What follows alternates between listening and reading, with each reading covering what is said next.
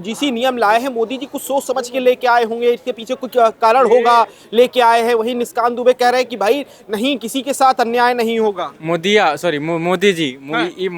जी बोल रहा था कि मैं यूजीसी लाऊंगा, ये ले आया यूजीसी।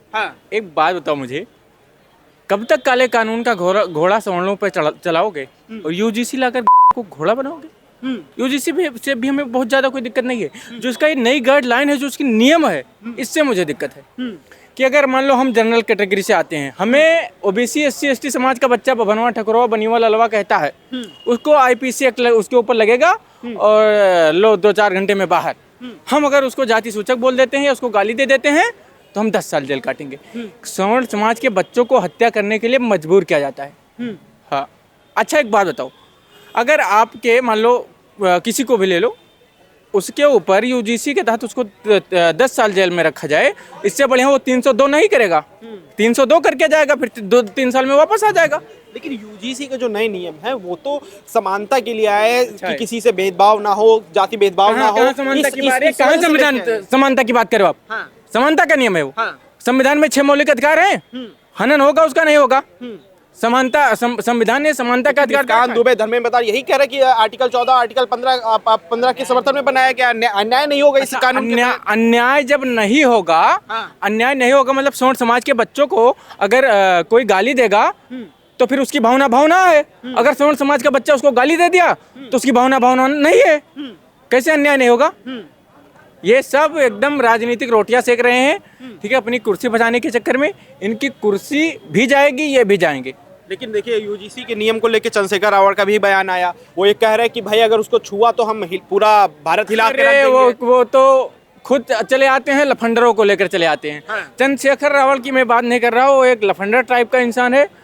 दलित समाज में 3 प्रकार के लोग होते हैं, एक अम्बेडकरवादी, एक दलित समाज जो पेवर दलित होता है, भगवान को पूजा पाठ करता है, मानता है, एक होते हैं नीला कबूतर। जो नीले कबूतर होते हैं, नीले कबूतर सालों की 3 दवाई, जूता चप्पल और कुटाई। लात के भूत बात से नहीं मानते। इनको ज्ञान नहीं झाट भर, जय भीम रात भर, कुछ नहीं आता इनको। संविधान का सा नहीं पता। संविधान हमारा तोतल हो रहा है। ये संविधान ऐसी की बात कर रहे हैं। कहते हैं संविधान के रक्षक ही भक्षक बन रहे हैं। बाबा साहब का नाम तो खत्म करने पे लगे हुए हैं। ये जो अम्बेडकरवादी हैं, जो अपने आप को कहते हैं हम तो संविधान के रक्षक हैं, ये तो खत्म करें संविधान। बाबा साहब का नाम जो थोड़ा बहुत बचा हुआ ना, वो भी खत्म कर देंगे। रीजन उसका देखो, अब देखो इतने सारे यूजीसी आया हम पे, देखो वो अपने आप को चमार बोल देते हैं, कुछ भी कहते हैं, हम बोल देते हैं, हमारे ऊपर धार लग जाती है। यार एक चीज देखो, भगवान को बोलने का मानव अधिकार दिया गया। भगवान देवी देवताओं को अशब्द टिप्पणी अभद्र टिप्पणी करे कौन कर रहे हैं? अम्बेडकरवादी कर रहे हैं।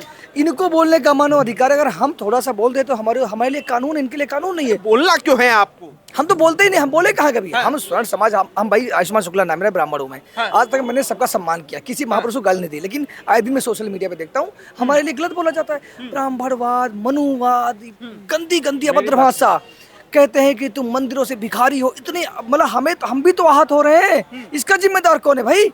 और यहाँ पे देखो भगवान को गाली पड़ रही खुलेआम, इतने बड़े बड़े क्रिएटर गंदी गाली, भगवान को पाखंड बता दिया, शिव भगवान को गलत बता दिया।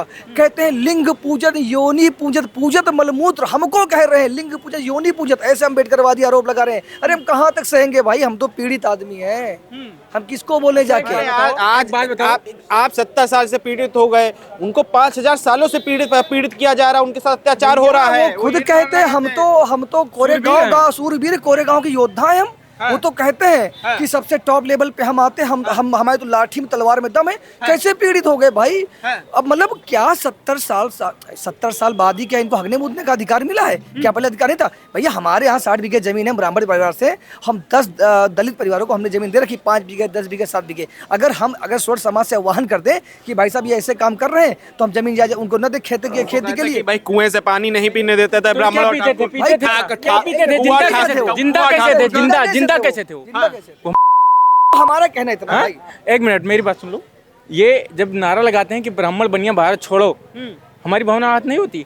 ये नारा लगाते हैं ब्राह्मण बनिया भारत छोड़ो, मैं जब नारा बनाऊंगा, ये मांग रहे हैं ब्राह्मणवाद से आज़ादी, इनको लठ बजाकर आज़ादी दूंगा, कोई दिक्कत नहीं। और जो कहेगा ब्राह्मण बनिया भारत छोड़ो, उसका मार के उसका फोड़ देंगे थोपड़ा।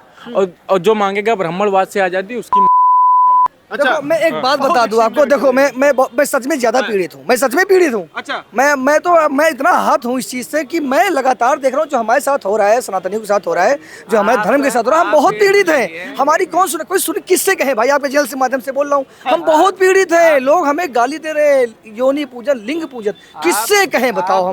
हम कोई पूछता नहीं है, हम बहुत ज्यादा पीड़ित है। और ये सरकार यूजीसी लाती है, दुनिया भर के कानून लाती है। भैया एक मिनट, दुनिया भर के कानून लेके आती है, ये तो इन पे कार्रवाई 2027 में अगर योगी जी को आना है उत्तर प्रदेश में, तो इन पे विशेष ध्यान देना पड़ेगा जो हमारे साथ कर रहे हैं। ये कई लोग ये कह रहे हैं कि भाई यूजीसी का जो नियम है वो लाया है इसीलिए 27 में योगी जी को हटा पाए। योगी जी जो हट गए, मैं बता दूं, मैं भी पीड़ित हूँ, सीधी सी बात हो, मैं ब्राह्मण हूँ, पीड़ित हूँ इन लोग अम्बेडकर द्वारा। अगर वो 27 में हटे, अगर बीजेपी सोच रही है तो बीजेपी खत्म हो जाएगी, ध्यान रखें इस चीज को, क्योंकि उनके साथ वो तो रियल है भाई, वो सत्यता पे बात करते हैं बिल्कुल। अगर वो तो चाहते हैं, बहुत सारे लोग, बहुत से बीजेपी के नेता भी उन पर कटाक्ष कर रहे हैं ना कि भाई इनको हटा दिया, वो हटे बीजेपी खत्म, क्योंकि स्टार प्रचारक वही है, बीजेपी की रीढ़ की हड्डी है वो, सच है वो। हमें योगी जी से मतलब है, तो हमने कहा राष्ट्रवाद का झोला टांगे, हम स्वर्ण नहीं आवारा है, हमारा तो ये हाल हो गया। ठीक है, हम राष्ट्रवाद का झोला टांगे, स्वर्ण नहीं आवारा है, इन जिहादियों से तो बच जाऊं, इन दलित अम्बेडकर वादियों का चारा है। अब तो ये हाल हमा हो गया है भाई। अच्छा। हम तो बहुत पीड़ित हैं, ये सच है। हमारे सामने सोशल मीडिया पे भगवान को गंदी गंदी गाली दी जाती है। किससे कहूँ भाई, कहाँ सर पटक दूं अपना, किससे कहूँ मैं, रोना आता है भाई, क्योंकि मैं जिसको पूछता हूँ उसको की गाली देता है तो बर्दाश्त से बात। एक चीज और बोलूंगा, अगर ये चलता रहा, कई बार मैं तो थाने भी गया हूँ, भैया कर दो, वो नहीं सुनते हैं। इससे बड़ा क्या हथियार उठाना पड़ेगा, 2-4 को लेके मार देंगे तो मर जाएंगे बस। आपका क्या कहना है यूजीसी के नियमों पे? यूजीसी के नियम पे कहना है, ब्राह्मण करते हैं। आज ब्राह्मण नहीं होते तो एक चीज मैं बता दूं, हमारे पिताजी का शादी कौन करवाता?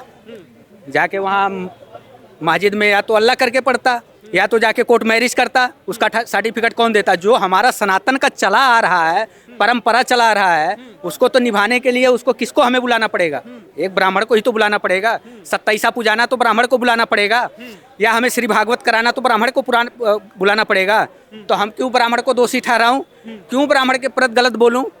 आज मान लीजिए मैं बैकवर्ड हूँ, ओबीसी हूँ, जो भी हूँ, ब्राह्मण को मैं क्यों गलत कहूँ? अरे आप बैकवर्ड वालों को तो यूजीसी में फायदा ही। अरे भाई हमें क्या फायदा है आप बताइए? हमें जाति पात लड़ाने की थोड़ी फायदा हमें चाहिए। हमें तो एक बना के चलने का। आज मान लीजिए हम 50 साल का हो गया, क्या हमारे 70 साल 500 साल पहले हमारे दादा बाबा नहीं निभाते थे? तब भी निभाते थे, आज भी हम लोग निभा रहे हैं, वो परंपरा निभा रहे हैं। और आगे बच्चों को भी ज्ञान दे रहे हैं कि कैसे किसके सामने सलूट करना है, कैसे किसके सामने आना है। हमारे बच्चे से बड़े हैं, अंकल नमस्ते, बड़े पापा नमस्ते, चाचा नमस्ते। रे का भाषा जरा सा बर्दाश्त नहीं होता, चाहे किसी भी जाति का कोई भी XYZ हो। अगर हमारे सामने हमारे उम्र से बड़ा हमारे बच्चे का आ गया तो उसके सामने हाथ जोड़ के प्रणाम करना है। संस्कार सबसे बड़ी जीवन का होता है। और ब्राह्मण जो होते हैं, ब्राह्मण हमारे आज नहीं, हमारे पुरखों जमाना नहीं, हजारों पुरखे जमाने के हमारे पूजनीय हैं और रहेंगे। मैं इतना आज कहता हूँ आपसे, और जिसने भी ब्राह्मण के बारे में टिप्पणी करेगा, मैं भोले बाबा से नहीं, सभी भगवान से कहता हूँ, उसको नर्क में भेजना, नर्क में, स्वर्ग में नहीं भेजना। अच्छा, कई लोग ये मैं ये चीज आज कह के जा रहा हूँ, मैं किसी के दबाव में या किसी के कहने नहीं आ रहा। मेरा सवाल ये है, यूजीसी के जो नियम लाए गए सेंट्रल गवर्नमेंट द्वारा, इसको लेके कई लोग ये कह रहे हैं कि ये नियम ही इस वजह से लाए गए कि 27 के चुनाव में योगी आदित्यनाथ को इसका भारी नुकसान सहना पड़े, स्वर्ण समारोह से नाराज हो जाए उत्तर प्रदेश। अब एक चीज बताऊं, इससे योगी जी का नुकसान कुछ भी नहीं होगा। सवर्ण समाज से, ओबीसी समाज से, किसी भी समाज से कोई नुकसान योगी जी को पर्सनल नहीं होगा। अगर हो सकता है तो भाजपा को ही हो सकता है, अन्यथा योगी साहब को नहीं हो सकता। अगर ये भाजपा में नहीं रहेंगे तो भी प्रधानमंत्री बनेंगे, और नहीं रहेंगे तो भी मुख्यमंत्री बनेंगे। योगी जी के नाम पे आज जो हमारा हिंदुस्तान गूंज रहा है वो गूंजेगा।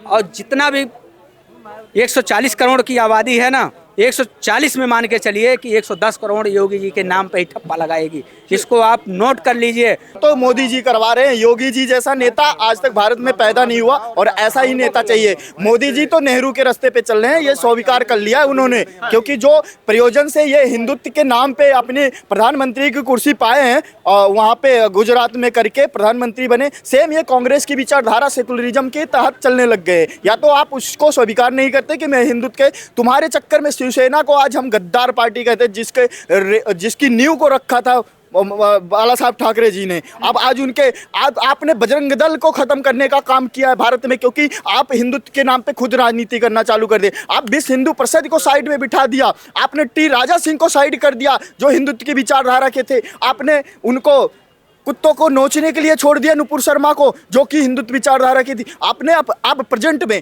हिंदुत्व के नाम से राजनीति नहीं कर रहे हैं। आप सोच रहे हैं कि मैं छोटी छोटी पार्टियां, चाहे अखिलेश हो, सपा हो, कोई भी पार्टियां हो, सबको खत्म करके हिंदुत्व और अहिंदू के नाम पे सिर्फ अपना वोट लेता रहूं, बाकी फ्रंट विपक्ष में ओबीसी को बिठा दूं, सिर्फ हिंदू मुसलमान की हो, और कास्ट वाइज ये जो यूजीसी ईटीसी जो भी जितना वगैरह वगैरह कर रहे हैं, -40 को डॉक्टर बना रहे हैं, ये जो SC ST को प्रमोट कर रहे हैं, ये आरक्षण को प्रमोट कर रहे हैं, इस पे इन्होंने इधर यूसीसी लाने के बजाय यूजीसी लाके थोप दिया। ये बंगाल की राजनीति करने के लिए ऐसा कर रहे हैं, अपनी संसद की सीटों में यूपी में कम पाने की वजह से ये सारा गुनाह योगी जी पे थूपने का काम आपकी चुनाव में करेंगे।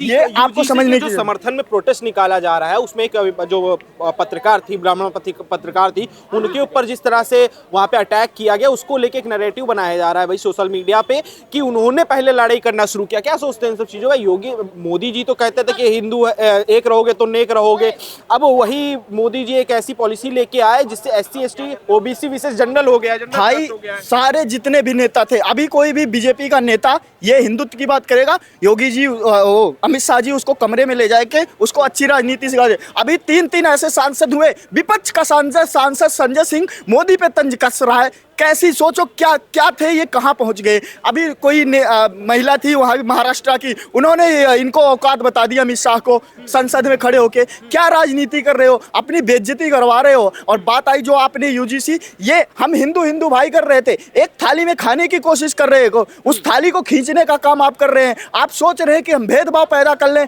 हम हिंदू मिलके ना रह पाए, हम देश की उन्नति के बारे में ना सोचे, इसलिए आप इन चीज़ों को, अमेरिका और ये जो ब्रिटिश देश है, अन्य देश है, यूरोपीय जितने देश हैं, ये आगे क्यों बढ़ रहे हैं? क्योंकि ये इन समस्याओं से नहीं जूझ रहे हैं जहां आप राजनीति करके सोच रहे हैं। मतलब हिंदू लड़ा दिया, हिंदू मुसलमान लड़वा दिया, तो क्या राजनीति करोगे? ये कुर्सी सत्ता तो पालोगे, लेकिन देश में जो आंतरिक स्थिति पैदा करके जाओगे ना, उसका कोई समाधान नहीं होगा। तो आपको क्या लगता है कि ये जैसे कई लोग हैं